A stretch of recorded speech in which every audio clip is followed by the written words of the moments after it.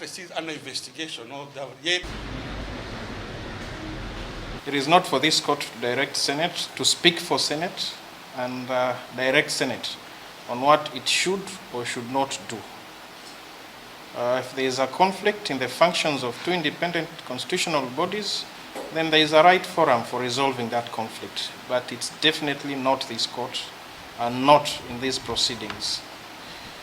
So I decline to give any directions or any comments on whether it's right or wrong. Let the respondents approach the right forum.